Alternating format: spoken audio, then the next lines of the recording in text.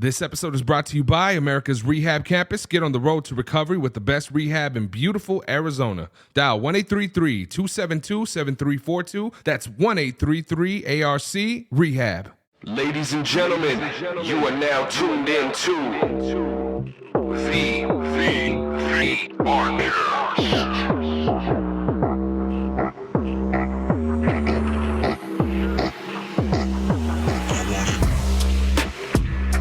Good afternoon, ladies and gentlemen. Thank you so much for tuning in to the Arcast. My name is Buddha, and I'm here in the studio today with one of my homeboys. I'm going to introduce him here in a minute. But, you know, we've done a lot of different episodes, man. We're in the hundreds right now, knocking it out. Amazing people have come through and shared their testimony.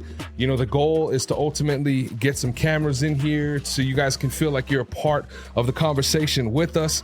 You know what I'm saying? And it's a huge blessing, man, that my brother was able to bring his equipment. So thank you very much for that. We have a lot of background, man. We've been homies for a minute now. We spent some time on the road together back in the day. We're going to get into all of that. But ladies and gentlemen, before we get started, I want you to get up out your seats and give a huge round of applause to my homeboy, Michael Foxx. Thank you. Yeah. Thank you. Yeah, it's good to be here. Thanks for having me on the show. Heck yeah, man. So first of all, dude, it's been a long fucking time since we've hung out and kicked it. And thank you so much for making the trip down here, dog. Yeah, it has been a while, and I have been enjoying your podcast from home, and we've had some of our other friends on, and I just did really well. So when the invitation was extended out, I was honored to be able to make it here. Oh yeah, shout out to Daniel. What up, Daniel Finney? I know you're out there listening, homie. But yeah, man, I mean, it's crazy, bro. You know, we've been doing this for a couple years now. Shout out to the owner, Mike. When my brother walked in here, he was saying that this facility reminded him of a what was the word that you used? You said it felt like a resort when you came in here. It looks like a resort. Yeah, it's beautiful. You have just planters and everything it's very clean, and it just looks great here. This is a very welcoming environment. I would enjoy staying here myself. Heck yeah, man. For anybody interested, you know, wherever you at, remember, I mean, you guys are going through addictions or whatever it may be, come through America's Rehab Campus here in Tucson, Arizona. It's where we're recording this podcast live right now. So, but yeah, man, thank you so much for making the trip down here, dude. I know we had a conversation a little bit ago, and we were talking just about mental health and things like that. And I mean, so many people are affected by it nowadays, bro. And I know, you know, you said that you've had a lot of stuff that you've struggled with addictions, depression, anxiety, all of those things, man. So what made you want to come in here and share your testimony and your story with us today? I thought this would be a good opportunity for me to kind of share my perspective and shed some light on who I am and the things that I believe in and the hardships that I've been through. I think it's easy when we see individuals, especially like me. I'm very connected with my parents. I live with my family. I'm 35 years old. We have a belief where the family stays together and contributes towards one another until you get married and move out, you know, and you're welcome to leave earlier if you like. But my involvement with my family is developing my, you know, brothers and sisters and helping my mom with whatever she has going on, and same with my father. So, you know, I just wanted to kind of get on here and honestly share some humility and some hardships. I've not had it easy. I struggle with mental health every day. It's going to be a constant thing that you have to work on. So yeah, when this just seems like a really good outlet for me to be able to kind of provide that light. That's what's up, man. And, you know, that's one of the hopes with this is being able, you never know who's going to be on the other end listening to it. And it's crazy because going back to, like, you know, when COVID started, right, we're so used to being out there around people and having that community and talking and opening up about things that we're experiencing. Ever since COVID, man, I feel like the majority of people have kind of turned into a recluse, you know, kind of in their own head. I know for me, COVID was all Animal Crossing, Doom Eternal, and an air fryer and just like Tiger King and all this bullshit that was going on, you know, but it took a little bit of work to get back into the community, man. And that's what this is about, is whoever's listening on the other end, we don't know their story. We don't know anything about them, but we hope that, you know, if you guys are out there and you're paying attention, that his story is going to be able to help you and maybe help many others out there, bro. Oh, I love that. Yeah. Wow. I like how you said that. Thank you. Yeah. So I know you said that your family is really tight. You guys all, you know, kind of have this thought process of we all stick together. We all, you know, we all contribute to the family until one of us moves out, right? Take us into your family dynamic a little bit, bro. Like, how was it growing up? You said you still have your mom and your dad. They're still together. Yeah. So it's my stepfather. Okay. But I call him my dad because he's my mentor and he guides me through, hard situations and things like that. And it's an interesting dynamic because most of the time I'm a bit of the entertainer around the house and I do a lot of the bridging between just mitigating the energies. But, even in there's times where I can pull him aside and we can have those talks because, I didn't have a strong mentor before him. He came into my life when I was about 14 or 13 years old. Okay. So, yeah, but I mean, we could take it back to where it all began, where little Michael began. Yeah, absolutely. I noticed that you said that this was your stepfather, your biological dad. Was he ever in your life, bro? No. I suppose when I was very young, maybe just a baby, he was around. So my mom met my father in the Catholic church that they both played musical instruments in. And he was in his 20s and she was 15 years old. Oh, wow. And so, my mom having me at 16 years old and then the dynamic of, he probably shouldn't have done that. My family is pretty strong. And I think that my grandparents really kind of always threatened him in a way that made him uncomfortable. And it just turned into where my mom just decided, you know what, I can do this on my own at 16 years old. So she's still finishing high school and working a job at the bank.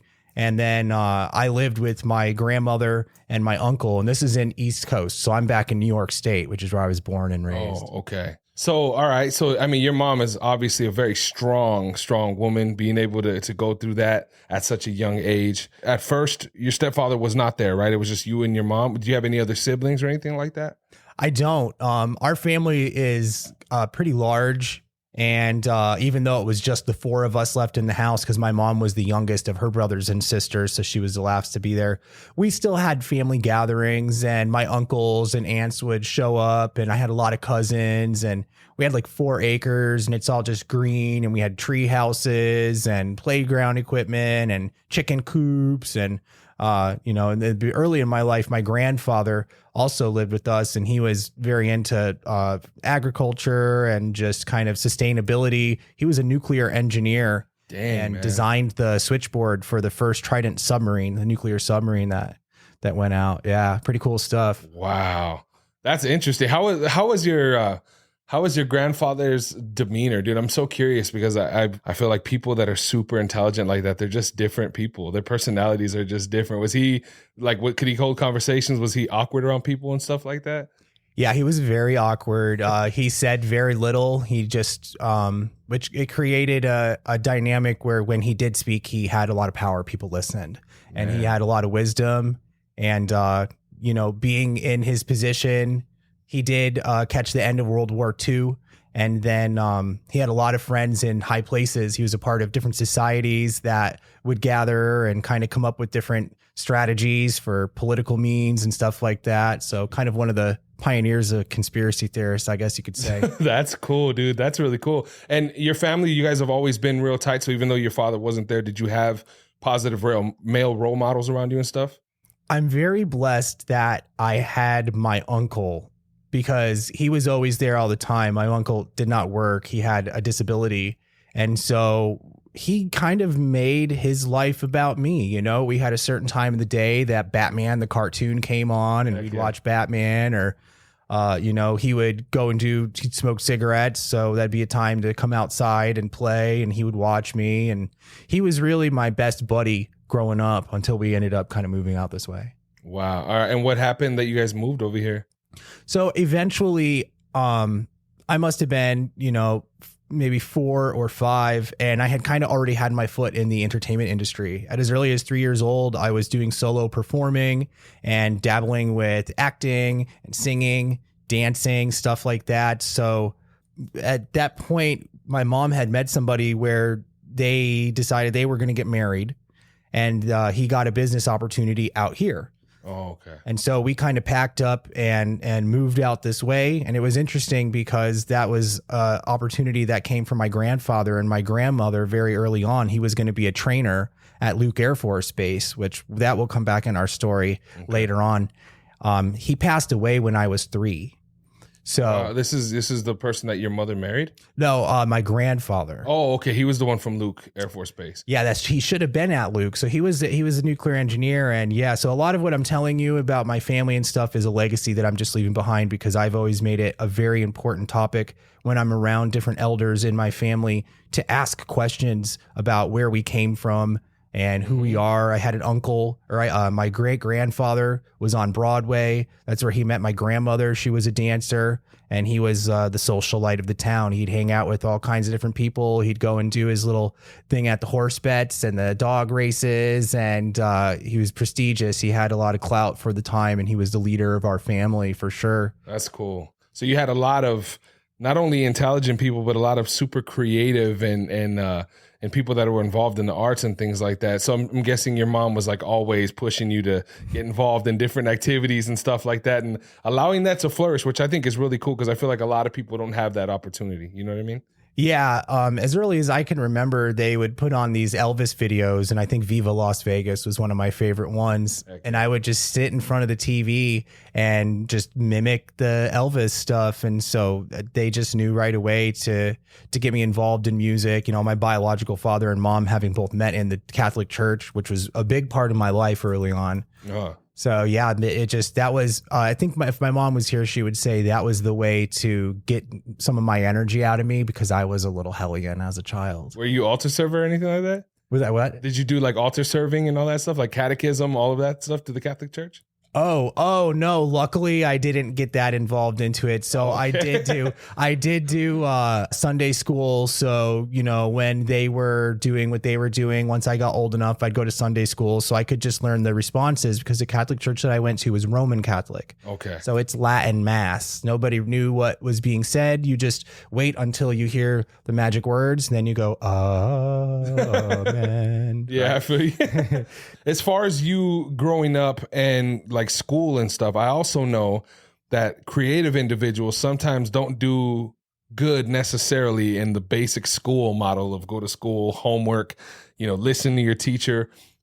You're a very creative person, dog. How were you as a student? Were you good at all? So it's interesting you mentioned that. So if we kind of fast forward back to about the time my mom's getting married and I'm in school, right away when I was in kindergarten, the teachers took a special interest in me and I skipped first grade. So I went from kindergarten to second grade. Dang. So that was huge for me. And I think I really enjoyed being around the older kids. Even now in my adult life, all of my closest people are 15, 20 years older than me. So I really enjoyed that. We moved to Arizona from New York. My mom gets married. We follow the job opportunity out to Arizona. And that marriage didn't last very long. On top of Arizona does not accept that you can be in a grade ahead. So they held me back with just to keep me in my age group. So now I'm doing second grade all over again at the same time as this divorce begins with my mom. Okay. And that definitely, I had lost a lot of interest in what was going on because I just wasn't stimulated. It was just too much of the same over and over again on top of, you know, what was going on at home, which I was very oblivious as a young child. I would say the memories I'm sharing today are probably most all of my memories because I never had anything very traumatic, thank God, happen to me in a young age where it sort of jogged my memory. Yeah. So, well, let me ask you this. I mean, growing up, what was the knowledge behind your biological father? Like, were they pretty open about him, or were they keeping him a secret type of a thing? Yeah. So it's definitely, it was an avoided topic for as long as it could be avoided. And then there gets to a point where I started seeking because why don't I have a dad, right? Especially when the divorce happened, because initially I was very excited. This is going to be my dad. I have a dad now. And I was about 6, 7 years old. And so, yeah, once I got to be 7, 8, 9 in that range, I started asking the questions, you know, who is my dad? You know, where is he? What happened? What's the story? And essentially my mother just, you know, to this day, I think she still has a lot of healing to do. And the story was just not a good story. He's not a good guy. He's a bad guy. He had problems with drugs. He got kicked out of the military because of it. And it's all hearsay. And, you know, I haven't had the opportunity today to even discussed in those details yet. I have spoken to him, and we can catch up on that later. But growing up, it was definitely the avoided topic in the house for sure. And of course, naturally, as a young boy, you know, everybody needs their father, right? So it's like you finally have this gentleman who steps in, is willing to play that part. You're getting comfortable, and then all of a sudden, it's like the rug gets pulled from underneath you. So I'm sure like a lot of that is what was affecting exactly like, you know, your behaviors and stuff like that. Were you still doing good in school, or were you starting to rebel a little bit? I think just being held back was more of the impact on me than the divorce. However, the schools know that those types of situations in the home do affect kids in school. Yeah. And so I sort of began playing the school system a bit. They put me into a special education program, and this is where I kind of learned that, you know, maybe I could just do really good on the testing and then not do any homework. And then, you know, my grades would suffer, and year after year we would have these big meetings, and we'd come up with individual education plans, and I would see emotional needs specialists that the school hired, and they'd check in on you once a week and give you treats and little candies and things if you're doing well. And then the end of every year I would fail the grade. So kind of moving forward now, 5th and 6th grade, this is where they start sitting you down, because you're about in middle school, and they're letting you know, hey, if you fail, we're not going to just keep passing you like we have been. And I mean, I just kept playing that until they landed me with a special education teacher in the school that he knew that I was not learning disabled. He knew that I was gifted, and he knew I was giving them the run for their money. And so he sat me down with everybody, and he said, I'm you know, one of the best people in the district that do this, you've got this kid backwards, needs to be in gifted education.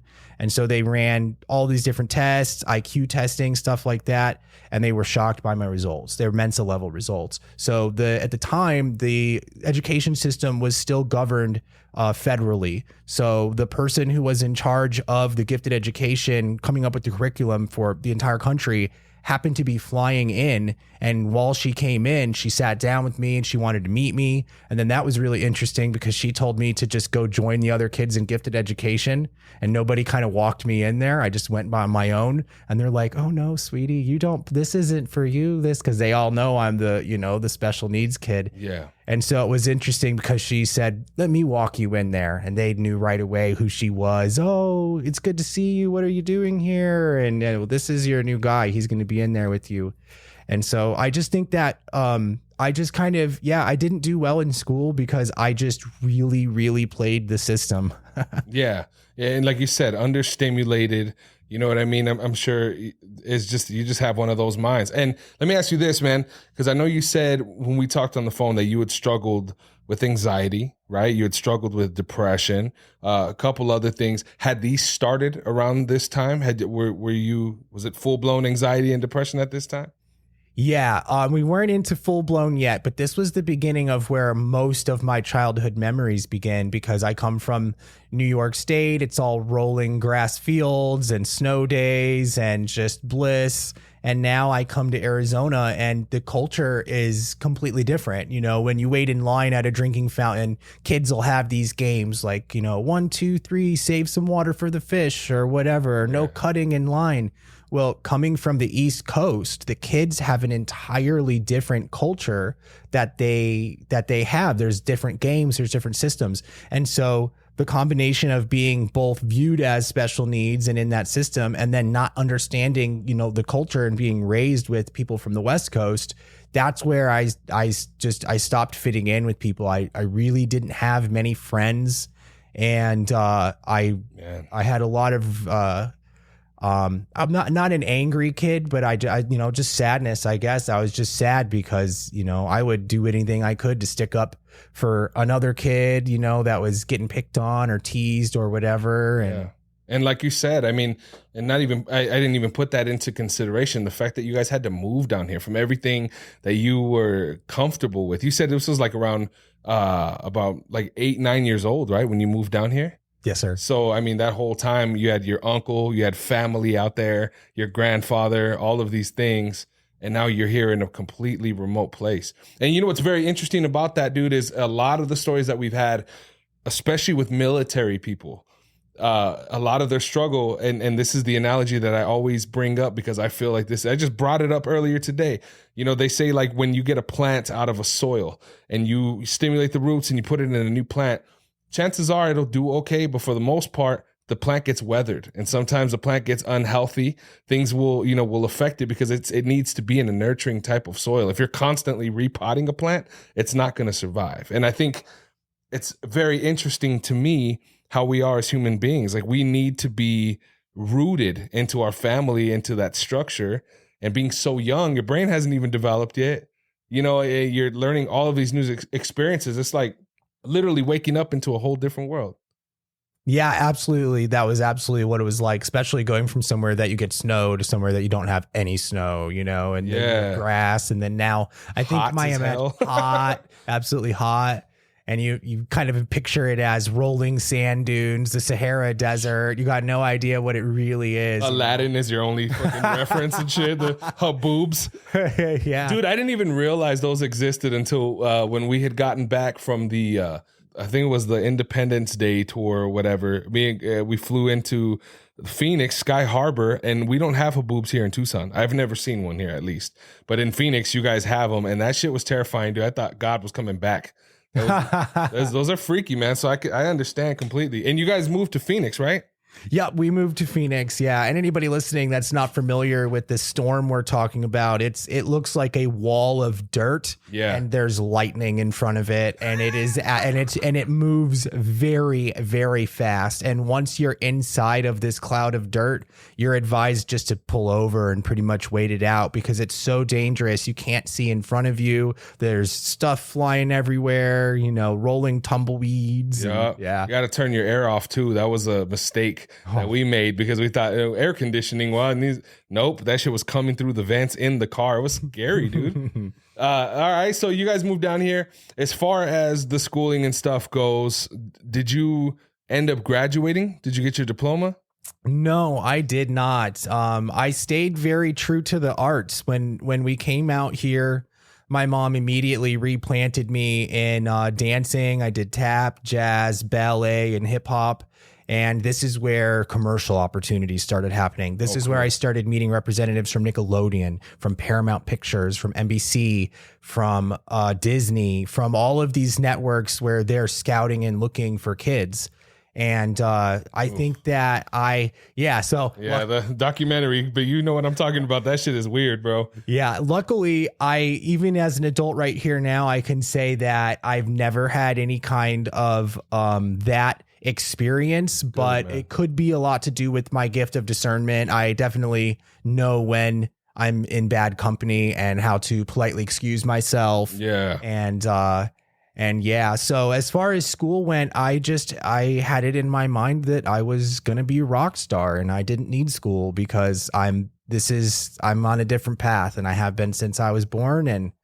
And yeah, so no. This is my A, my B, and my C, bro. Like, yeah, absolutely. No, I get that completely, man. And it sucks too because, like, I don't know I try not to live with regret, dude, at all. I try not to live with regret at all. But I remember teachers, because for me, I got held back too, right? So I remember teachers trying to invest into me. I remember teachers trying to give me game and tell me how I should be or whatever. And it's like you grow up and you look at it now and you're like, fuck, dude. Like, you realize how important it was and how you should have taken the shit seriously. But I mean, it is just one of those things, dude. Like, when you're growing up, it's like nobody can tell you shit, especially when you're a hardhead. You know what I mean?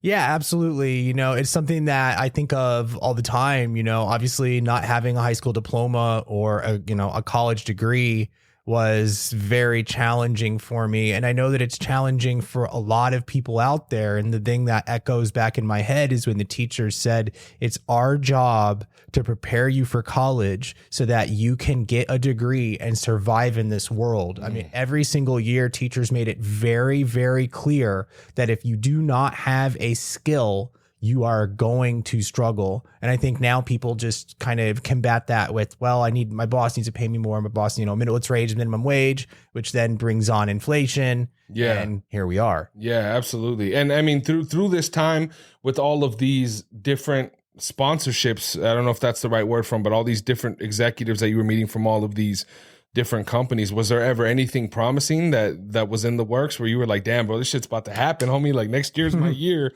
type of thing? Absolutely. Every single time that I met with somebody, they wanted me. And because I was raised, my mom stayed single really from that divorce all the way up until stepdad.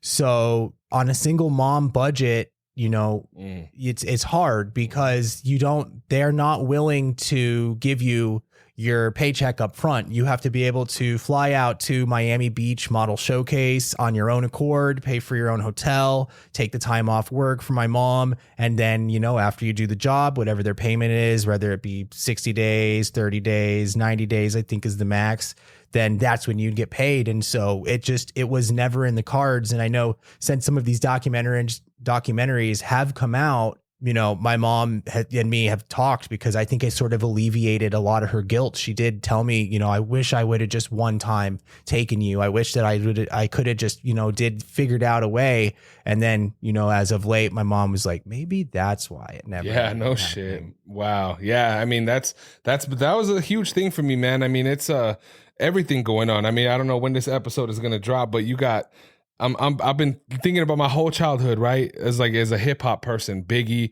and then all of a sudden I used to think Puff and Big were like this and all this cool shit, and Puffy's this coolest dude, and all of these accusations and shit since Cat Williams came out with his interview with the Shay Shay Club, it's just been tripping me out. And then this whole thing with Quiet on Set, it's like you never know what the hell is real anymore and what's not. But one thing is for sure, anything involved in the music industry or the TV or entertainment industry, at least from my perspective, I feel like there's a lot of corruption and evil in it, bro.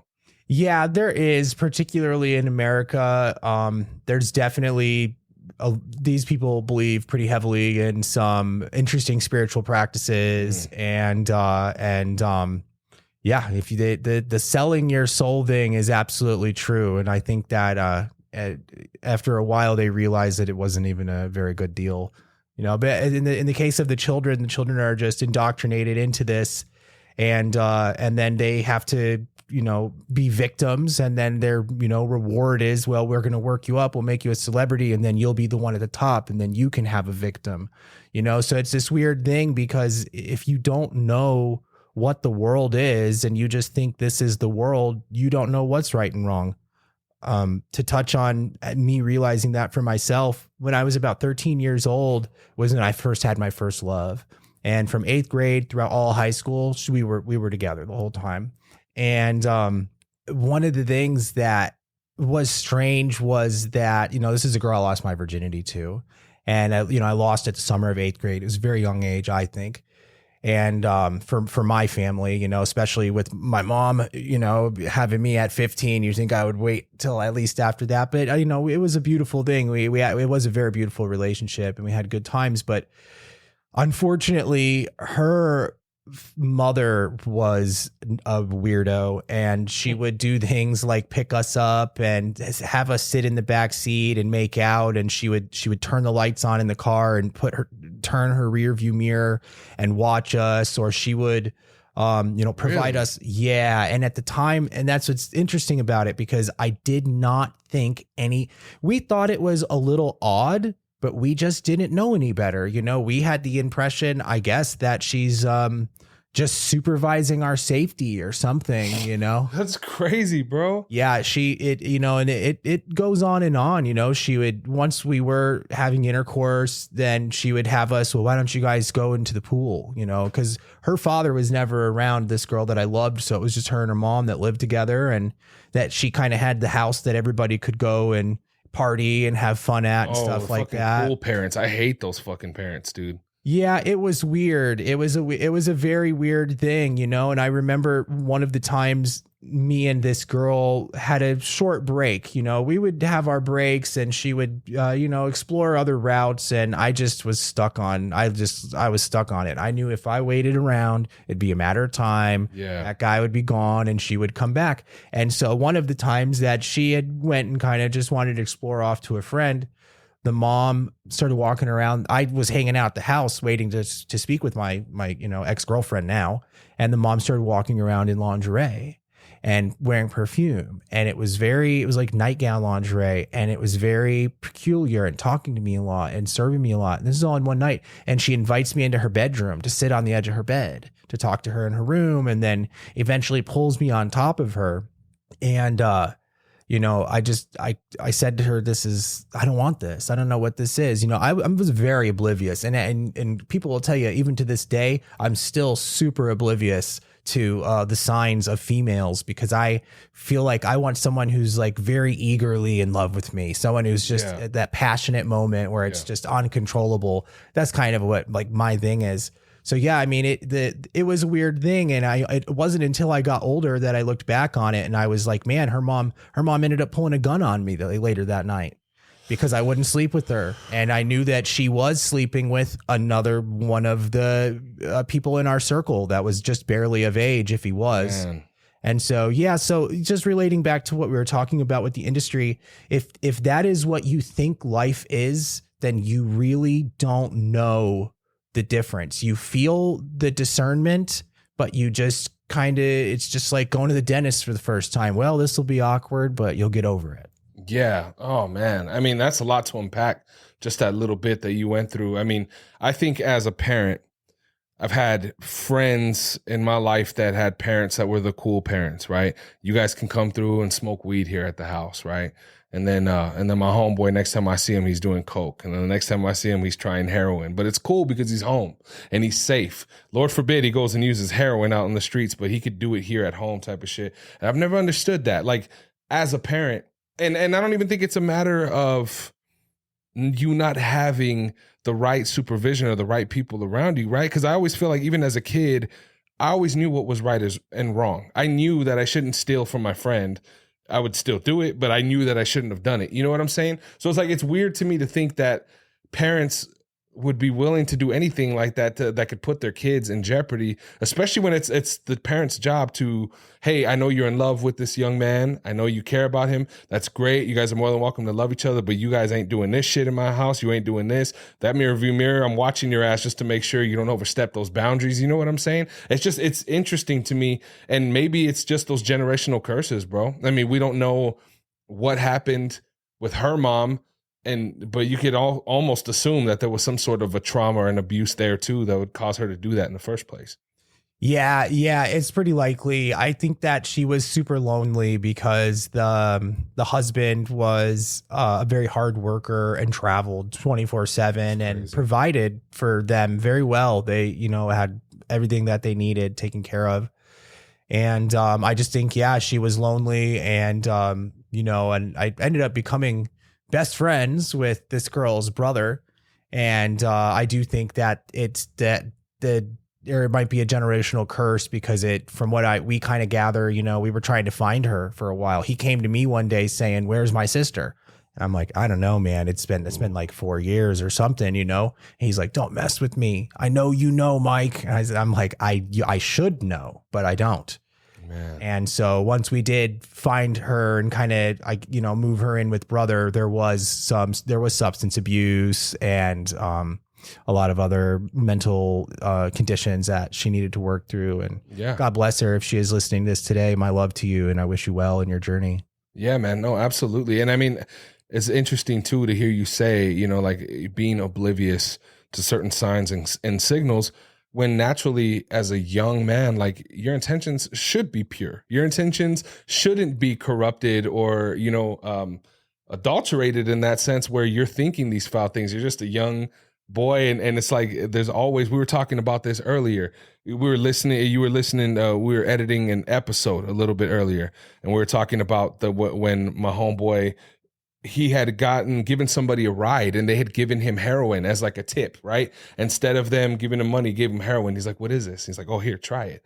I feel like there's always this ugly, there's a good energy and there's a bad, ugly energy. And it's crazy how people can get manipulated by those evil energies and those forces, bro. I feel like you were a victim of that, of some demonic person or some ugly person that's going through this. You know what I'm saying? Does that make sense what I'm trying to say? Clearly. Yeah. You know what I mean? That's scary to me. Yeah. You definitely have to, be wise with who you're surrounding yourself in. You know, I think we make this, we all really deeply want to have human connection. There's nobody in the world that doesn't want love, shelter, food. We all share these common interests. And so sometimes we will justify the crowds that we are hanging out with and say, oh, I love this person. I don't like this particular thing that they do, but I don't do that. And, I'm going to be around this person. But the darkness definitely preys on that. And it only is a matter of time because it is in your environment before you're going to have a challenging moment for sure. Amen.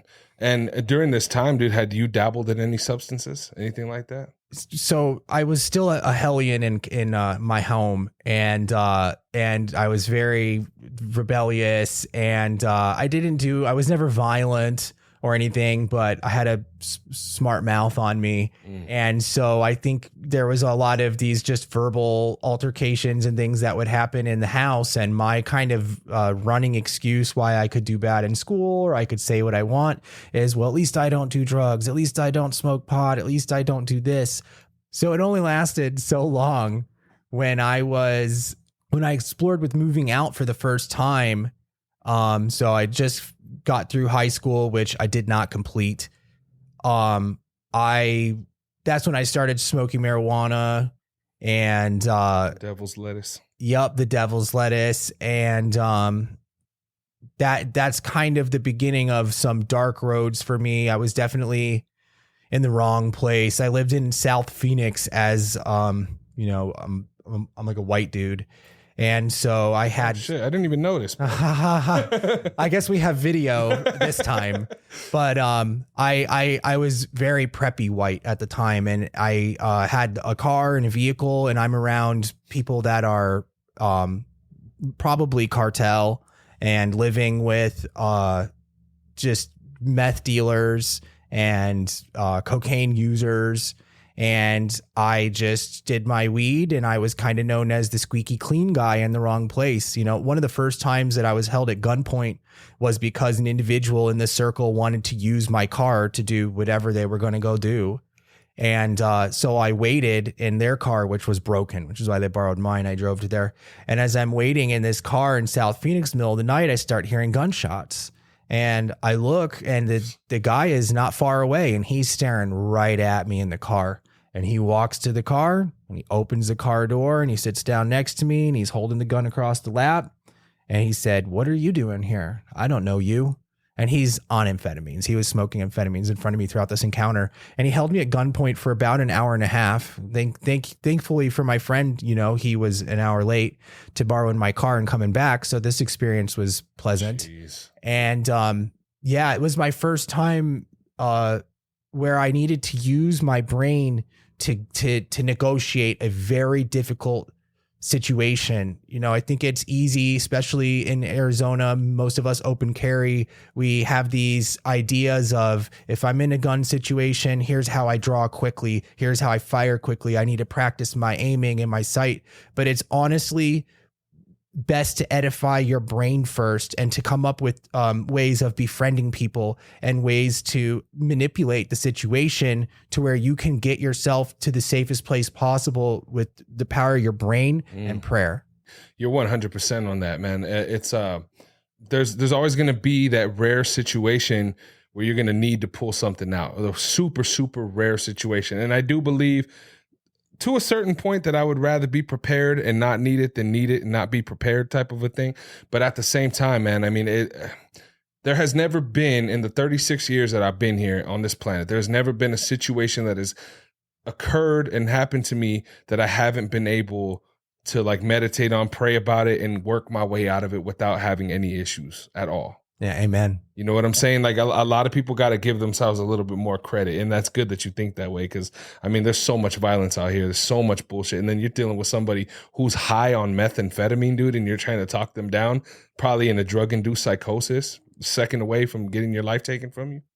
Yeah, it could have definitely been a very ugly situation. I think the strategy that I employed in this moment was to idolize them, to ask them, oh, wow, that's a nice gun. How can you afford something like that? And then it turned into a conversation about how this guy is a closer at his job and he makes X amount of dollars. And so I just inflated his ego a lot. Oh my God, smart, I don't have anything like that. And you're doing great. Like, can you tell me more? So, it got to a point about halfway through the conversation where the gun went from being pointed at me to sitting down on his lap, and he wasn't holding it anymore.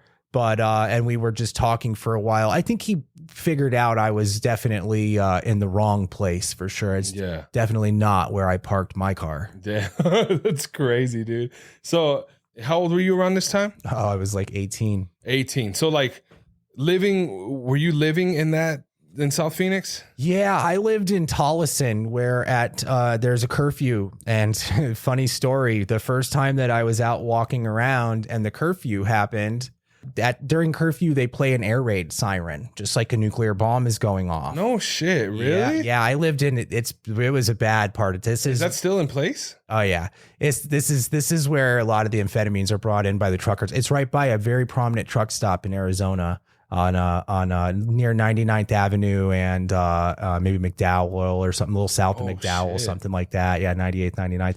So. But is it, sorry to interrupt you, but is it statewide, the siren, or is there it's not just for a certain part of Phoenix? It's just for this little maybe 2 mile stretch of just shops on each side. And that's great. I never heard of that. Yeah. Well, so when the siren went, I'd never heard of it either. And I go running back to my neighbors and I go knocking on their door and I go, and I'm panicking.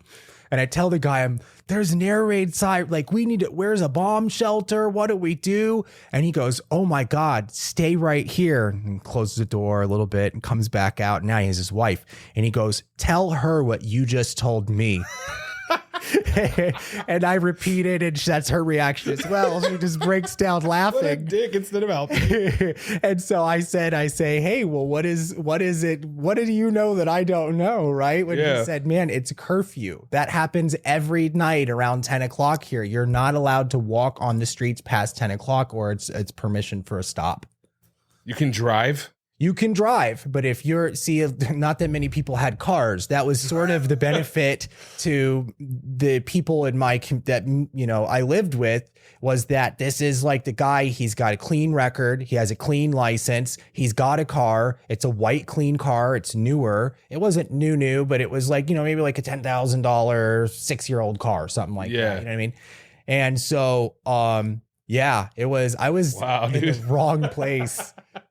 And what about like your mom at the time, man? Was she aware that you were going through these changes when these were happening to you, or was she just so busy with working that she couldn't really pay attention? So this is around the time that my brother and sister were born, and my parents tried very hard to have my brother and sister. They ended up having them by, in vitro, where the doctors do like the eggs and stuff like that. Yeah. It happened. So they were very tied up with my brother and sister. And I think that was a lot of the reason why I had left when I left, even though I did not have to, because I felt like I still wanted parenting. I felt like I didn't finish high school. I didn't know where to go. I didn't know what was going to be my direction. And then now there's these new kids that are coming into the life, and that takes all of their attention. And I just wanted to just launch myself into the world from there. So my mom, I think, started to figure it out because I would visit, and she could tell I was smoking pot for sure. And there was a difference in my attitude. I was much more agreeable, which was suspicious. And, and so, I think she was starting to figure it out, but my mom is a very tough lady. She's not mean, but she is very tough because, you know, in a way, her and me figured out the whole world together. So as she's figuring out at 16, 17, 18, 19, how does an adult do this with a kid? How does this? We were best friends. My mom was my best friend for sure. And everything, I was along there with her. She would tell me, this is how the streets work in Arizona. It's numbers that go up this way and it's streets that go this way. And which, by the way, Arizona streets were invented by Thomas Jefferson. So that's who came up with the street system, even though he wasn't alive. Yeah, he wasn't alive when they made it. But the street system, the grid system, was invented by Thomas Jefferson, which I'm sure that's probably why we have Jefferson, Washington. Yeah. Right. So yeah. It's a lot more in the East Coast, though, right? Like the grid system, like it's pretty much, you know, exactly where somebody's at. Yeah, especially in New York City. Upstate, it gets windy and very confusing. And, you know, we visited on tour not that long ago. And it was crazy that I had this memory of where we were and where we were going. We drove right through my hometown in Albany. And that was a pleasure for me to be able to show some of the guys the big egg and the Empire Building, the State Building, not the Empire State, but the State Building. Oh, when we went on the road? Yeah, that's cool. Yeah, which I'm sure we'll get into that. Oh yeah, for sure. But that's cool. I didn't realize that was a moment for you to be able to kind of reminisce and reflect. Yeah, and when I lived in New York, I really didn't leave a 5-mile radius for many years. Maybe to go visit my aunts if I went to go to their house. And one of my aunts lived in Altamont. I had another one kind of closer to the city. But we drove right down the main road that was the main strip for the grocery stores. I saw everything. We ended up eating we stopped at a Burger King. That was the Burger King. That was the only Burger King I knew of growing up. So it was it was totally on accident. I wasn't even the driver. I just woke up and I'm like, I know this. And that's crazy. That's cool, man. I wish I could have experienced that with you guys. Yeah. That's really cool. And then, so just asking and curious, you know, you don't have to go into too much detail, but I am curious about this, you know, subconsciously, without realizing it or not, did you feel a sense of almost like abandonment when your mom and your stepdad had children? Did it make you feel like you were kind of out of the circle per se? Yeah, absolutely. And the way that you approach this by asking me that question, thank you so much for being considerate. And for everyone at home, my intention of being here is to share as much humility and truth as possible. I think people that know me in real life experience a lot of emotions from me, positive emotions and emotions of healing, because I don't really have the filters. I don't have the barricades. So by all means, anything that comes up, please feel free to ask. Yeah, no, I definitely, I did have some anger with, and I took it out on my stepfather pretty much for the most part. And I created some scars that, you know, him and me heal regularly. Even just last night, we were the only two people in the house, and I came out and told him how much I believe in him and how much I love him. And, you know, we hash out even still to this day some of the things from our past, because I think after the first stepdad left that we moved to Arizona over, his name's Bill, by the way. He's not a great guy. He abused me physically and stuff. The day that he left, we pulled into the house. So I'm like, you know, 8 or 9 or something like that. And all of his stuff was gone from the garage. And the first thing that I said was, "Yay, Bill's gone." And my mom said, "Bill's not gone. He's not gone." And we went into the house and the silverware is missing. Different furniture items are missing. And he was really gone. And it's like, man, I know that really hurt my mom in that moment that I was so excited. I was just an oblivious little kid that was just so thrilled. But, you know, my mom did not have means to pay for, we had a big house. We had he had a successful job, and I think it went to his ego, and he decided he needed a side girlfriend as well. But my mom is like a criminal investigator. So she followed the paper trail and kind of figured it all out. And yeah, so after he left, I made it my mission to, as most kids do, we're going to protect mom. We're going to, you know, and I made it very challenging for the people that she did try to date. And that could be a lot of the reason why she just didn't date until, you know, meeting my stepfather when I was about 13 or 14. Both the same thing happened. My stepfather comes into my life. I meet the love of my life. I'm going into high school. I'm gothic at this time. I changed my style like every year in high school. Did you have Junko jeans, dude? I loved my the dude. Junko jeans. My dude, bro. I had my goth shit too. I never got the Junko jeans. I had big ass baggy ones, but yeah, I used to wear the little bracelets and the little black leather with the little spikes on it and the System of a Down shirts and all that shit. That was a good time, man. It was a good time. For anyone listening at home that is younger, Hot Topic didn't actually used to be the type of store that it is today. Hot Topic used to be very punk, very gothic. We would call it goth in the box. It was actually a good store back in the day. It was pretty cool. Yeah, it was cool. So that's where we would shop to get the studded bracelets and the band shirts and all that stuff, body jewelry. I think Spencer's is more like Hot Topic today than Hot Topic is. Now Hot Topic is kind of teeny bopper, but yeah, it is. It's nothing but shirts and stuff. And my mom would never let me go to the corner of the store. Oh, yeah, Spencer's, which I ended up becoming a store manager of Spencer's later on. So the fucking corner of the store? I know. That's the corner of the store. So, all right, so you went through this goth phase. I always think of that stupid meme on Instagram that because tonight will be the night. Have you seen that shit? Yeah. So you're doing the natural shit that teenagers do. You're rebelling. You're trying to find your way in this world, bro. You're trying to fucking find your way in this world. But it seems like your stepdad and you ultimately the stepdad that your mom is with now, that he's a good guy, that you and him have a good relationship and stuff, which is good. Yeah, he is. I could never ever be. I don't know how he has the patience that he has. I don't know how he has the heart that he does, because he is just so incredibly patient and loving, and it is unconditional. The love that he has for our family, and the way that he treats everybody in the house is just so fair. He is just so fair and so good to everybody. And he really, coming into my family, really put every bit of his life that he had as a young man, at the time, a young adult at the time, he really just put it all away for me and my mom. He really did. He wanted to be with my mom so much. He loved her so much, and he was just so thrilled to join our adventure. And Dad, if you're listening right now, thank you so much. I love you so much, sir. Shout out to you, brother. I apologize, man. I had Kleenex right here. I don't know where the. It's gonna happen a lot. It's gonna happen a lot. I got you. Hold on, guys. A brief intermission, really quick. Let's see. Here you go, dog. I got some toilet paper at least. Thank you. Yeah, man.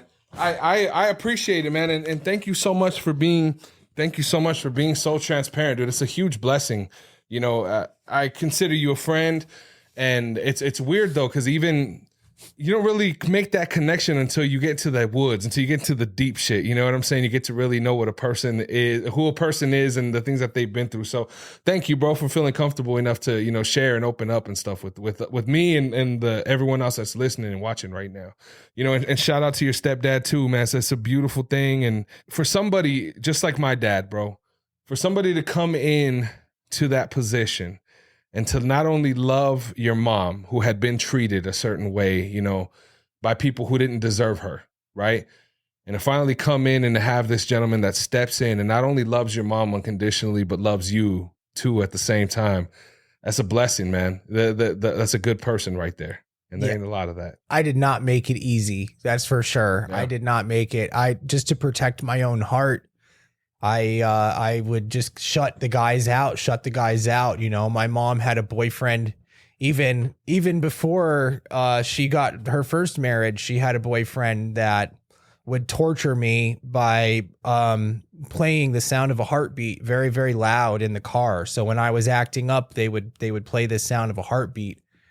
And some audio things can be very painful emotionally to me. Mm-hmm. And so that was just, he would torture me. And yeah, I remember one time we were out at a restaurant. We were at a place called Friendly's, and it only exists in the East Coast. It's very good ice cream. If you ever find Friendly's ice cream, check it out. It's very good. Heck yeah.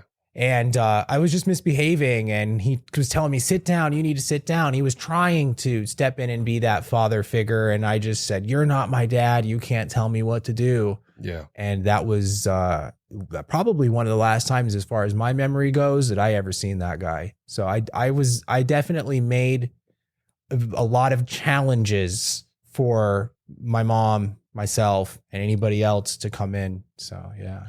And, you know, going back to your testimony, dude, around this age, 17, 18, were you working or anything? Were you able to hold a steady job? How was your work ethic?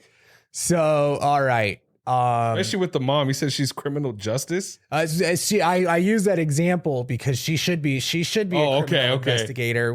All of my strength in my mind comes from my mother, and anybody that's been through hardships with me or intentionally tried to put me through hell knows that I am one tough son of a bitch.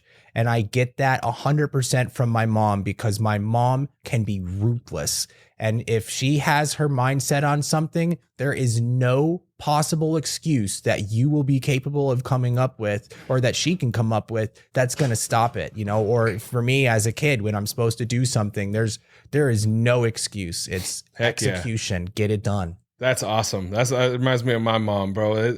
Women are so special, dude, especially like when you sit and think, not to get too much into, you know, my feelings and stuff, but listening to you say that, having a mom that's so strong like that and willing to step in, not only be the mom, but to be the dad at the same time, and to just have, you know, just being a good person. Like, it's the best feeling in the world, man. Shout out to your mom, and shout out to my mom too, if you're listening. Shout out to our moms. Amen for you. So yeah, continue with the work and stuff, dude. I'm curious to know how your work ethic was. So, yeah, when I was 16 years old, I got a job at Sonic as a cook. Fuck yeah, that was my first job too, bro. Really? Yeah, for sure. Hell yeah. So we're really connecting. Yeah, there you go.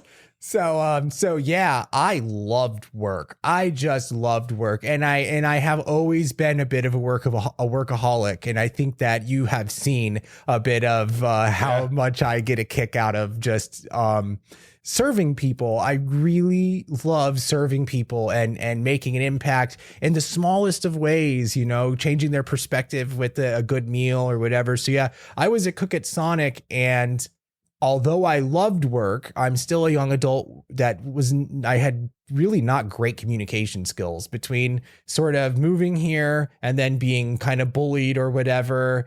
And then growing up and then being a smart mouth and, you know, the potential of maybe other mental disabilities. It's like, there was always eventually some kind of a conflict that would happen with me and a boss, and I would just be a smart aleck and get the can. Yeah. So I would just move to the next Sonic who needed a cook. There you go. And I just hopped different Sonics. So it's interesting you asked this because I think that my work ethic actually is responsible for partially why I dropped out of high school. So at 17, so I quit high school at 17 years old. And there's two different reasons why. One reason is because this was the end of my high school sweetheart relationship, and it finally crushed me. I couldn't bear the waiting anymore. I couldn't bear the thought of her with other people, and then I had classes with these other people, and then rumors would come out, and so I was like just totally checked out at school. And I was going to a accelerated school at the time, where I was like I was on student council. This was a big change. I was on student council. I was a part of different special programs where I worked directly with the principal. They even let me teach a music class one day a week at the school. Cool. I would come in and I would have different lessons on how to fix things, how to, you know, to do, you know, different stuff, how music theory works and stuff. And so, yeah, when they saw that this spiral out was happening with the relationship on top of, I got a very good job. So we talked a little bit about my grandfather and how technology and electric stuff runs deep in my roots. And so a friend of mine got me working at his dad's company. And this is 2003, 2004 time period, 2005 maybe. So the low jack and tracking devices on cars was just coming out. You remember OnStar? Yeah, absolutely. So that was, you know, we didn't have our cell phones and all these kinds of things in the means that they, you know, the capacity that they are today. And so I got a job driving to people's houses that purchased very expensive Mercedes, BMWs, luxury vehicles that needed the dealer to outfit them with a better package, like a OnStar package or a stolen chip. And so I modified my vehicle. I put a printer. I had a computer in my car. No shit. Yeah. And this is a computer, we're talking with the tower, and the monitor is this big. So I took out the passenger seat and I put the monitor in there. And were you a fan of Pimp My Ride, bro? You had that West Coast custom shit. So that we can touch base on that. The some of the cast of Pimp My Ride makes an impact on my life and my story here. That's so funny, dude. Yeah. I did love Pimp My Ride. Yeah, I did. So that's so funny you say that. All right, we're going to talk about that guy. It just made me laugh, like hearing that whole shit, even with the OnStar, because I remember being in families' vehicles who had the OnStar, and that fucking button was there, but no one could afford the package for the OnStar. So that button was just a decoration, bro. It was just there in case you wanted to fucking press it. Yeah, I love that. It's so funny. And then the people who could afford it, when you would go for a first ride, and they'd always be like, yo, why don't I drive you, right? And I'm just a kid, so this is the parents talking. Why don't we give you a ride? Ride with us. We have the van. And then they get in the van, they'd be like, oh, man, I wonder where we should get food. Let's find out. And they push the OnStar button, and then the OnStar lady, it was like an operator. You'd push the button, and then this lady's voice would appear in the car. And now you're having a live conversation with them because the car had cellular capabilities. So they would help. They would tell you anything you wanted. It was basically like the first Siri, honestly. Yeah, it was. That's crazy. It's funny that you put it that way. That's exactly what it was. But better, because it was a fucking human being. For reals, man. Yeah. Right. Yeah. So I just loved the job. I fell in love with this, like being around the cool cars. And I think they paid me something like $20 for every car I did, which at the time, having no bills. Oh yeah. I thought I was a baller. I went from making like $9 an hour, which was actually better because I think the car hops and stuff made only like $4 an hour. If you're working on waiters' wages, you don't even have to be paid the, state or federal minimum. I can't remember how it worked because there's a lot of things that changed in government between the time that I was a kid to where we are now. Yeah. But yeah, so I just loved it. I felt like the coolest person in the world. People would get in my car. I had a 4-door car. They'd have to get in the back seat. They'd be like, you have a computer in your car? I'm like, yeah. You got a printer in your car? Yeah, watch this, and I think Wi-Fi might have just been becoming a thing. So if I had a whole Wi-Fi, it wasn't part of the computer. You'd had to have this extra thing. And I could, there was no map or there was no GPS. So there might have been GPS units, but we did not have that in our cell phones. So I would feel cool. My version of doing my OnStar game with my guests would be like, where we want to go. Here, let's print the map quest. And it would print right out of my car. Paper would come out of my car. Dude. And we would have our map to where we were going. So that's pretty cool. I felt pretty cool. And just the fact that I had this technology job, installing these tracking chips, and the look on people's faces when they saw me that I'm the guy to do it. And then the relief when it worked out good and their car looked, I put it back together right, Yeah. So yeah, I just loved that. And I just thought I was on top of the world. And initially our teachers had planned that the first plan wasn't for me to just fully drop out of school. The first plan was I was supposed to graduate early. I was supposed to graduate at 17. And so they said, listen, you're ahead. Why don't you take the rest of this year off, get yourself straight, and get your head back in the game, and then you'll come back next year as a senior, and you'll still graduate at like wintertime, where you'll get an early graduation. It'll still be like kind of the same thing. Yeah. But I mean, between that job and then now smoking marijuana came into effect, which wow, looking back on it now, that the smoking marijuana and partying. The marijuana really brought a different crowd to me. And I think that because I was rejected so much, I really fell in love with, oh man, if I just, buy more than I'll smoke, I could give some people some stuff. I don't want to incriminate myself and say I was a drug dealer, but, I found this niche to kind of start having a group of people that needed me for something and liked me for something. And I felt cool for one of the first times in my life. Wow. Yeah, man. And this breakup with the girl that you were with in high school, was this something that was a mutual thing, or were you pretty heartbroken over it? I know you said you guys had gone through the ringer, but I didn't know if maybe you guys had both come up to like, maybe we should move we're both ready to break this apart, or if it was just kind of like a more on her side type of thing, which would add to the stress and the anxiety on your part. So yeah, it's a great question. I can remember this pretty vividly. So I have always had an interest in history. I've always had an interest in technology. And in this time period, having my cool computer in my car, I spent a lot of time on YouTube. And in this period of time, YouTube was not monitored and censored. There's things that I learned on YouTube that I would tell my parents about, and they would say, this is the work of the devil telling you that the government does these things. You're being confused. This is not this is not what's going on. Yep. And then I think COVID opened a lot of people's eyes, and my parents have sat me down since and said, how did you know this stuff that you knew?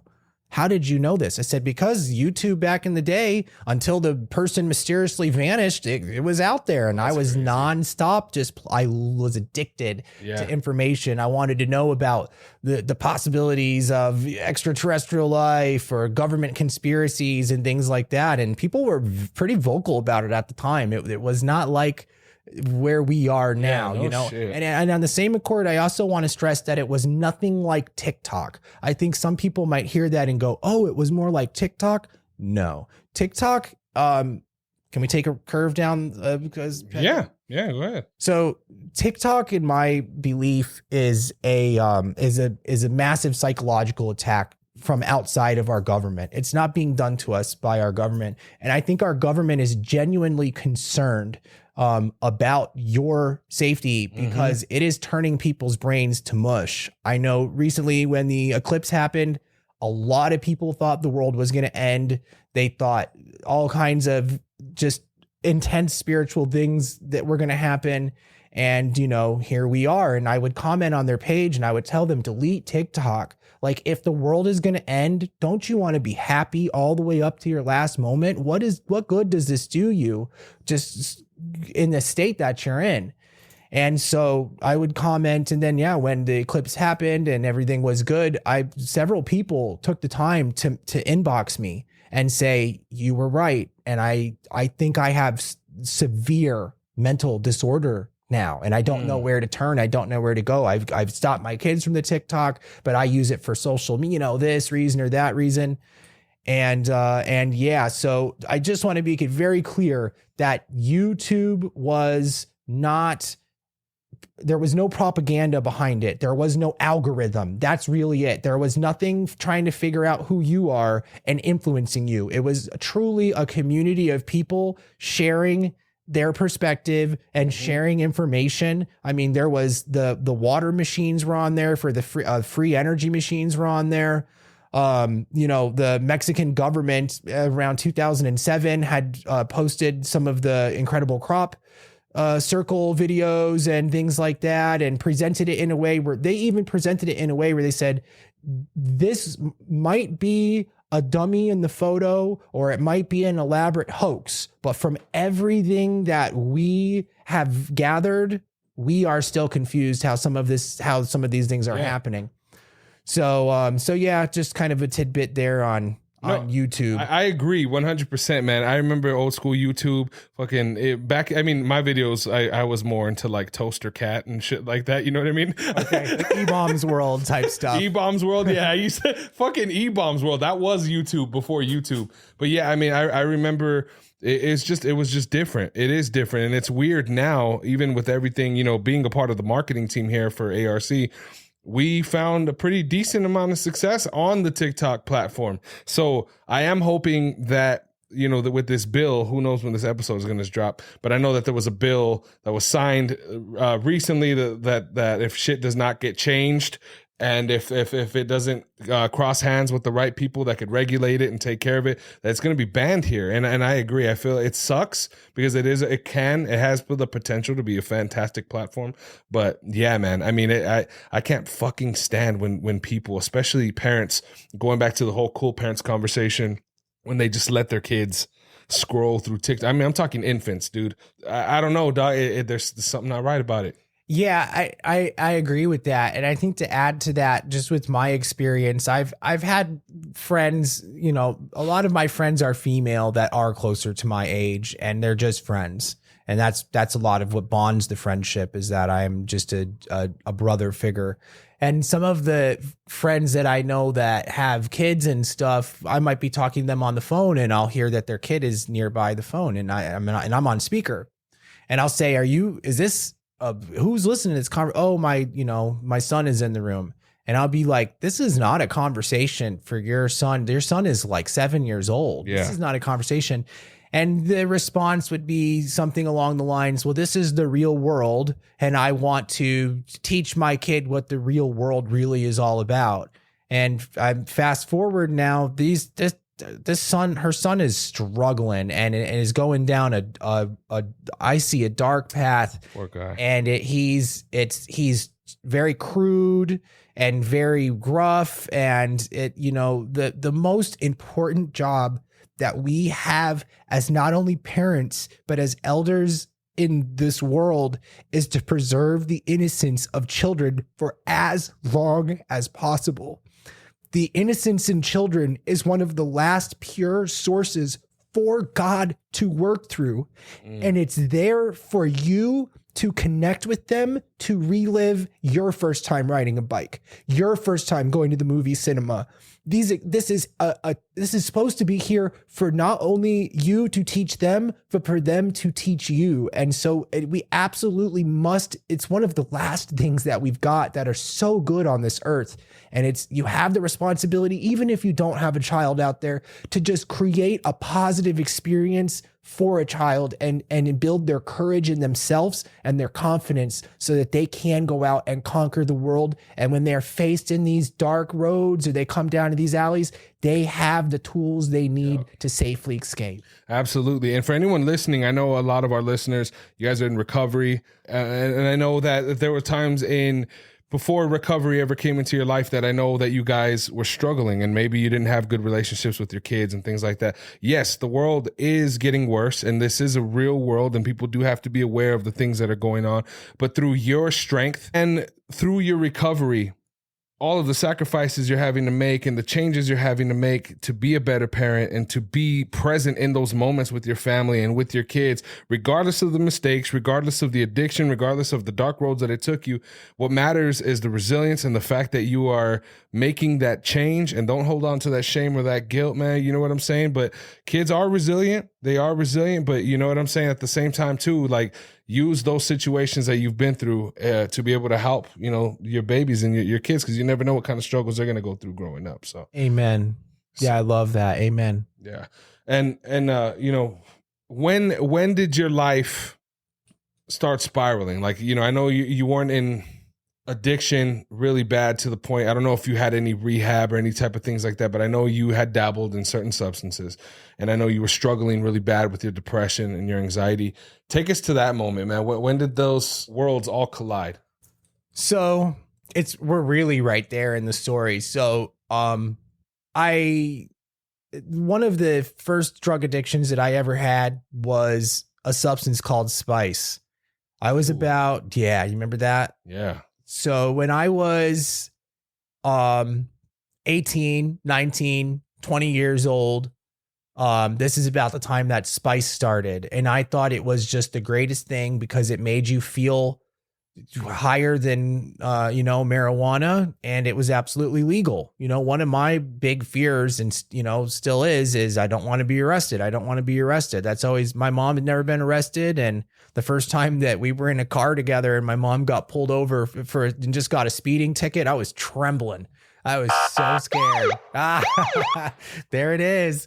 And yeah, I didn't know if we were going to jail or what was going to happen. And I became addicted to Spice, and I had the Spice addiction for years. I mean, even when they made it illegal, I still found my way of figuring out who had it and who didn't. And this really dampened a beautiful relationship that I had at the time. And it's interesting because as of recent, I've had a conversation with this young lady about our past relationship, and she never thought substances was ever an issue in in the relationship or in my life. And, you know, Wow. ultimately I was smoking spice from the second I woke up to the second I fell asleep. People would come over with marijuana and go, oh, I got this whatever special, you know, purple elephant, whatever.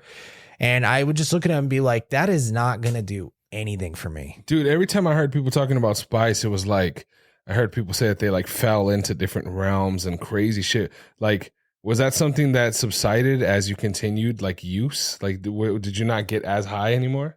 As they continued to change the chemicals around to get around the laws, because that's how they would work this particular substance is, you know, it was sold as an incense. So they would take a chemical and they would spray it onto incense and they would say, this is not for human consumption, but the intent was for us to smoke it. So the DEA, the government would pick on and they'd say, well, we're going to ban these chemicals this year. So then they would just, you know, add a helix, add a little water, do something to the chemistry to change, you know, the way it's formed. And then now we've got the new spice. So spice, as it went on, got less and less and less impactful, where I needed to smoke more and more and more of it to stay, you know, in that place. This is a very intense drug. And I was later in life interviewed by the DEA. This is where we get into like methamphetamine addiction. So I did the spice for a while and then the spice went away and I eventually got a job at a smoke shop. My music and everything I put on pause because I had pursued music, you know, obviously from 3 years old all the way up until I was a director of a nightclub in Scottsdale called Afterlife. And it was an 18 up club. So at 21 years old, I felt pretty cool being the director of a nightclub. And this guy that owned the club would buy me fancy shoes and give me fancy watches. And he sort of taught me how to dress. He'd say, hey, you shouldn't button all the buttons on your blazer.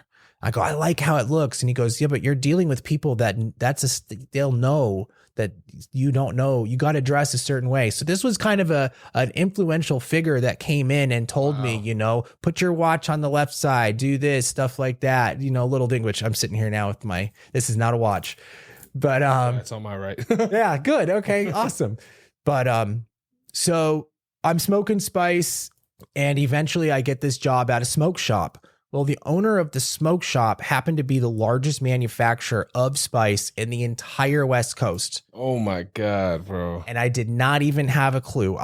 His strategy was to put the product in several different types of bottles and then go into the smoke shops and offer it to them on consignment so that he guaranteed got placement in the stores. And then when you went in and you made a purchase and you said, I don't like that, I want to try this, he wins. Oh, well, why don't we try mixing it up? We'll do these 3 different types. He wins.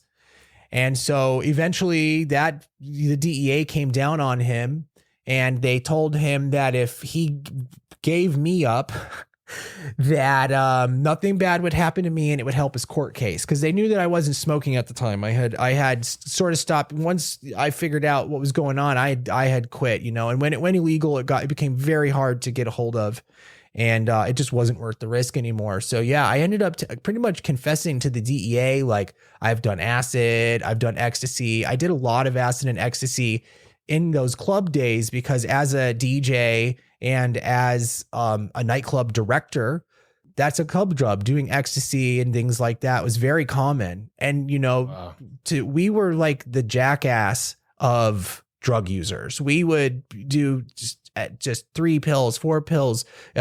People would offer, well, if you put a pill up your behind and we'll give it to you for free.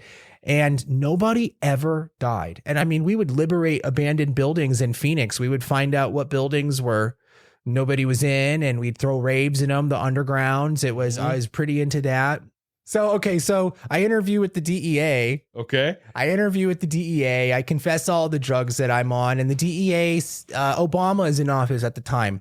And these DEA guys were scary. When I first walked in, I don't know what I thought I was walking into, but these dudes were like wrestler, huge, buff. Their shirts were probably bought from Baby Gap, but everything else was. And so I was very intimidated. I think the one guy looked like Wesley Snipes in his prime and just ripped out. It was like this black guy with the same haircut. It was like so sketchy. And so, yeah, they just kind of basically started trying to convince me that spice was like marijuana. Our own president says that marijuana is probably safer than alcohol. So you could agree that spice is like marijuana.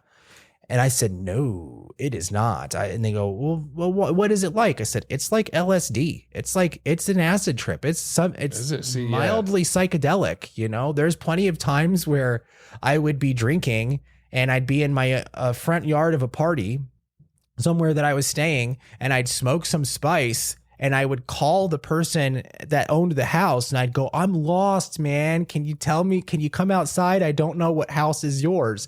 And he'd open the door and I'm right there. He's like, dude, you're standing in my front yard. Wow. So there's plenty of times where I would dissociate and not know what was going on. And I think that this is the beginning of opening the portals. This is the beginning of my gift of discernment launching forwards. And starting to have many synchronicities, many coincidences, saying things to people that I didn't even know what I was saying. And many times I've said things to people that I didn't know what I was saying. And it got me in a lot of trouble because I'm innocently just kind of having a conversation. And then it's like, how do you know that? Yeah. Who are you? You know? So, wow. So yeah, and then it was all a ploy. The DEA was just trying to get me to agree that it was like marijuana, because if they could say that my friend was synthesizing marijuana, then they could arrest him because synthesizing marijuana was illegal. But he ended up getting off because the only thing they could get him on was that it didn't have a manufacturing label, and then the DEA just kind of let me go as well, and it drifted away. So while I'm in this smoke shop, and we're dealing with the DEA, the owner of the smoke shop goes to jail because he needed to surrender himself while this process is happening. And I'm basically the full-time only employee of this smoke shop. From open to close, it's the Michael show. Yeah. And it was a really cool time because it was like when the e-vapes were just the big cloud machines were just coming out and we had a lot of people. And so I kind of would hook people up or whatever. And one of the times that I gave this guy what he perceived as a deal, which I just had my markup in my strategy, he gave me a little baggie of something. And ooh, right.